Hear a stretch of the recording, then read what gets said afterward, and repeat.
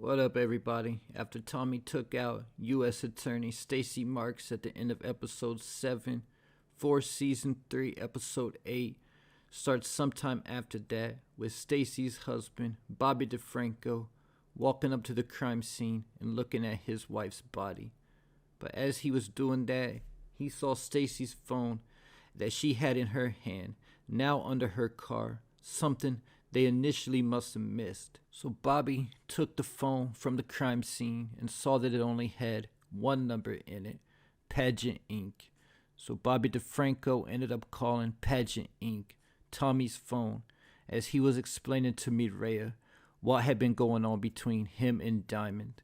And Mireya was suggesting to Tommy to work with Miguel. But when Tommy answered the phone, he didn't say anything as DeFranco let Tommy know that he knew it was him and that he was coming for him. This is a callback to when Tariq killed Jabari Reynolds and kept the phone that he was in contact with Jabari on, waiting to hear back from Tasha. And Detective Kevin Whitman called Tariq's phone and Tariq didn't say anything. And we know that Tariq ended up getting arrested and having to go to trial for Jabari's murder. So after getting the call from DeFranco, Tommy knew that the streets were going to be hot. And before leaving his loft, he told Mireya to get the piece that he had gave her earlier in the season in episode 3. Tommy also told Mireya not to come back to his place without him. And when Tommy passed by his place later in the episode, it was surrounded by cops, including DeFranco. While after Diamond kicked Tommy out of CBI at the end of episode 7, Diamond had Jannard move all the CBI stash houses so Tommy couldn't get to their product. While Diamond is continuing to drink heavy throughout the entire day to the point it looks like he even wakes up drinking now. But Diamond knew Tommy's next move was going to be trying to poach CBI customers from the coalition like how they did the Serbs and Miguel. So Diamond and Jannard made a plan to connect with the crews from the coalition before Tommy could get to them. And Diamond wanted Jannard to take Shanti with him to make sure that Jannard was straight, as Jannard's lying to Diamond that he's staying clean and also didn't let Diamond know at this point that him and Shanti had broke up, thinking that he might still be able to work with her, something that Shanti shut down real quick when he tried. When Diamond was telling this to Jannard, he also told him to do what the he was saying, as Jannard kind of smirked, not liking that he's still being bossed around by Diamond. But Diamond knew things were serious and that they need to move quick because he knew Tommy would try to make a solo move with Che. When Tommy went to meet up with Che asked him if he was followed there, letting Tommy know that somebody took out a U.S. attorney the night before. And Tommy acted like that was his first time hearing about it. Che also let Tommy know that he already knew that he had been thrown out of CBI. But since Tommy brought Che the normal amount of money and assured him that he wasn't trying to do some small-time bodega business, Che gave Tommy 24 hours to move the product. And he gave him that to make sure he would be able to handle that volume on a regular without CBI. And told Tommy if he didn't, he would take out Tommy and his entire family. And before Tommy even left the meeting with Che, Asher from the Assyrians texted Tommy, letting him know that he was staying with CBI and the coalition. Now that Stacey Marks is dead, Bill Sang is now the active U.S. attorney, and he said that their office's top priority is catching Stacey's killer. When Delgado suggested that it was the Marquez cartel, Sang said it wasn't their MO, so it wasn't the Marquez cartel, and Bobby DeFranco agreed with him and said it wasn't the cartel and asked for a word with Sang. At this point, DeFranco pointed Sang in the direction of Tommy Egan and also gave Sang the phone that he found at the crime scene in confidence, hoping Sang was just going to keep it between them. I think part of the reason why DeFranco moved the phone and didn't tell anybody is because the fact he knows Stacey was dirty and didn't want to ruin her reputation. While at this point, thinking he's telling all this to Sang in confidence, and also told him he thinks Tommy got to Stacy. Because of that, later in the episode, when Chan went to threaten Sang about Gabriel Ortega, Sang told Chan that he wasn't just going to get Gabriel out of jail, but he was going to get the whole case thrown out, and that Roberto Ortega would be out of prison the next day. So Sang is planning on burning Stacy and likely Bobby Marks at the same time with the phone that Bobby gave him. But at this point, Sang also told Bobby that Vic Flynn was probably in the middle of it. While Vic was with Ray and they were talking about getting off the grid, and Ray was going to quit her job and work on a book, when Ray got a text from Donna Jackson that Stacy had been killed. When she told Vic about it, Vic was worried that he was going to be a suspect, and Ray told him that she would lie for him and alibi him. So when Sang and DeFranco called Vic, he told them that he had an alibi, but they told Vic they didn't think he killed Stacy, but still wanted Vic to come in, and Vic said that he would. But they could tell that he was lying, so because of that, they put a bolo out on Vic Flynn. But during this phone call, DeFranco also revealed to Vic that Tommy was now a lone wolf and that he's no longer with CBI and the coalition. And as soon as Vic got off the phone, he was getting a text from Tommy's new number telling him that they need to meet up, and Vic avoiding him would be a mistake. But with Tommy being on his own now, Vic decided that this was the time he was going to make a move to get free and get revenge against Tommy. After hearing from Jannard that things were over between him and Shanti, Raheem went to talk to Shanti to let her know that he has her back and that he was siding with her, and also brought her a bag of money that he had been saving up through flipping shoes and other things. But Shanti told Raheem to stay in CBI to be her eyes and ears, similar to what Tommy had Shanti doing with Claudia Flynn in season 2. So at this point, Raheem told Shanti he already had info that she could use, that Kendra, the CO at the Southfield prison, wasn't happy with Diamond and how he was trying to force her to move Fetty in the prisons. But Raheem also has ulterior motives because he's also trying to replace Jannard as Shanti's new man. Something I'm not sure if she was feeling or not, but something she'll definitely try to use to her advantage. But Raheem also wasn't happy when he found out that Shanti was going to be working with Tommy. After meeting up with Che and seeing that his place was surrounded by cops, Tommy got a call from JP because the cops had raided his house because of Tommy. So when Tommy got there, JP's house was trashed and he was trying to put things back together. As D-Mac met with Tommy over at JP's, when Tommy gave D-Mac 3 bricks to move and told him to get Marshall to help him. But when D-Mac tried to get Marshall to help him, to my surprise, Marshall told D-Mac he was staying put in CBI, and Jannard tried to get D-Mac killed and not him.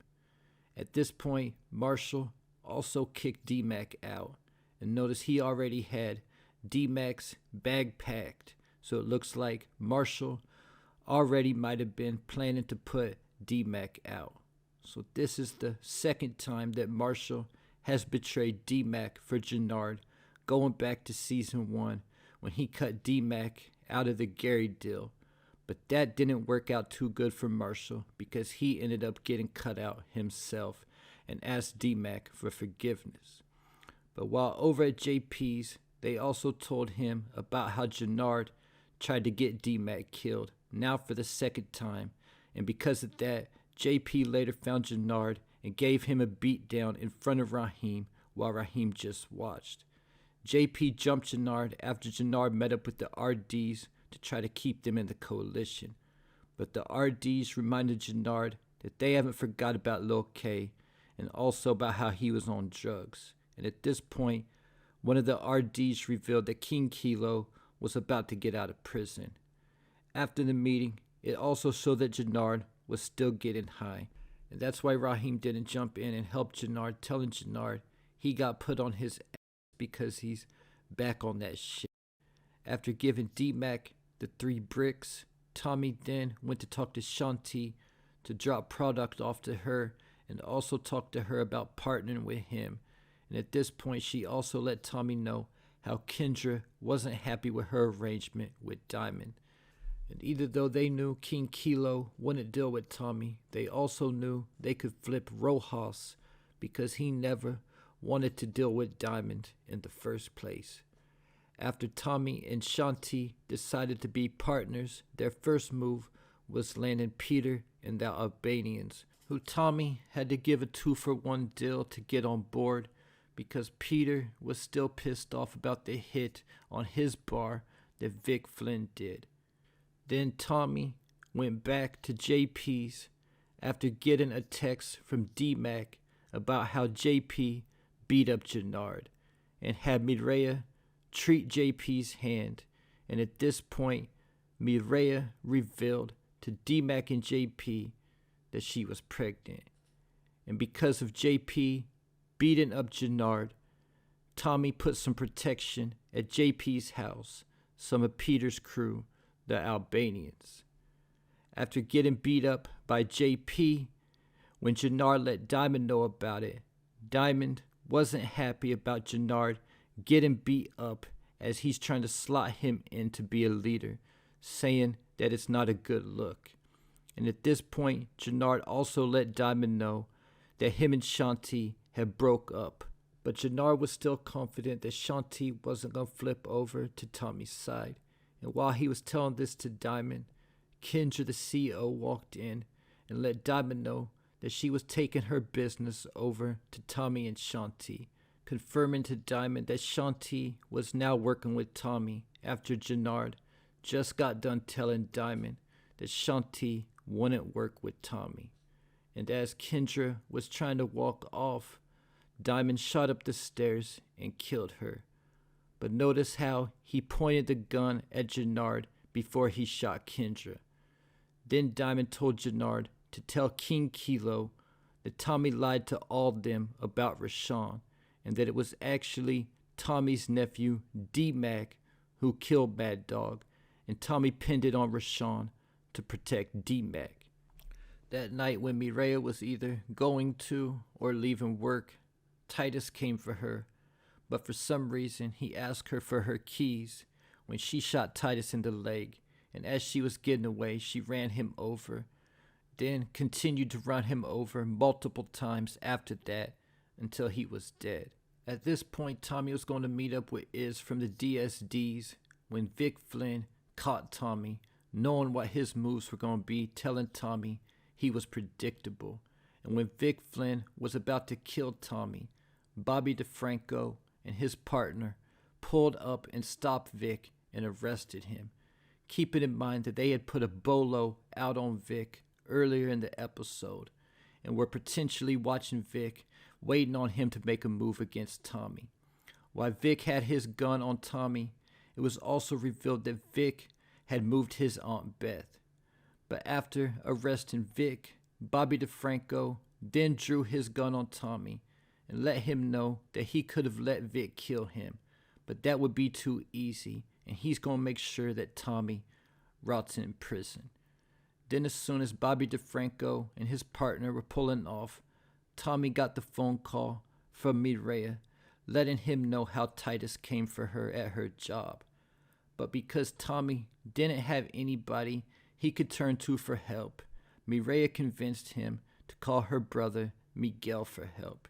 After Miguel got the situation handled and everything cleaned up, he went to talk to Tommy and Mireya at the clinic they were getting Mireya checked on at and said that he knew that Titus was a Marquez hitter. After killing Kendra, Diamond went to talk to Shanti to tell her that they won't be taking Southfield because Kendra is dead, and also tried to turn Shanti against Tommy, warning her about being his partner. When Shanti flipped things on Diamond and told him how Jannard has been plotting on him behind his back. And when Diamond said he didn't believe that, I love how Shanti just turned around and said it meant nothing to her and started shadow boxing. After Tommy, Miguel, and Mireya left the clinic, they all went to Shanti's boxing gym when Shanti told Tommy about Kendra, and when Miguel and Tommy were arguing about how they were going to pay Che, Shanti showed them that she had the money, but said she wanted to be the one to hand it to Che, which Tommy ultimately agreed to. Then at this point, Tommy and Miguel deaded any beef between them and agreed to work together on behalf of their family and protecting Mireya to make sure that she wouldn't be collateral damage in their war. They said that they were going to go after the Marquez without Che giving them the green light because they targeted Mireya. And they were also telling this to Shanti, so she's now going to be at a meeting with Che, knowing that Mireya is pregnant and that Tommy and Miguel are going to go after the Marquez cartel without Che's permission. While this was going on, Jannar went to see King Kilo at his welcome home celebration when he told Kilo what Diamond told him to say about Tommy and D-Mac, and told King Kilo that he knew where to find D-Mac at. So Jannar, King Kilo, and his number 2 showed up at JP's house and killed the Albanian guards outside of his house, then tried to force JP to tell them where D-Mac was. But because JP wouldn't tell them where D-Mac was, Kilo took JP's phone and tried to call D-Mac. But because he was listed as Darnell Gibbs instead of D-Mac, he thought JP didn't have D-Mac's name in his phone, so he called Tommy instead. But while Kilo was on the phone with Tommy looking for D-Mac, JP thought it was about him beating Jannar up and said Jannard's name, and Tommy heard it. And at that point, Jannar killed JP. But after Jannar killed JP, King Kilo told Jannar that the RDs were out of the coalition because he now knew that Diamond and Jannar had been playing games. So because of that, Jannar then turned the gun on King Kilo and his number 2. And that's how the episode concluded. Leave your thoughts, theories, and predictions in the comments.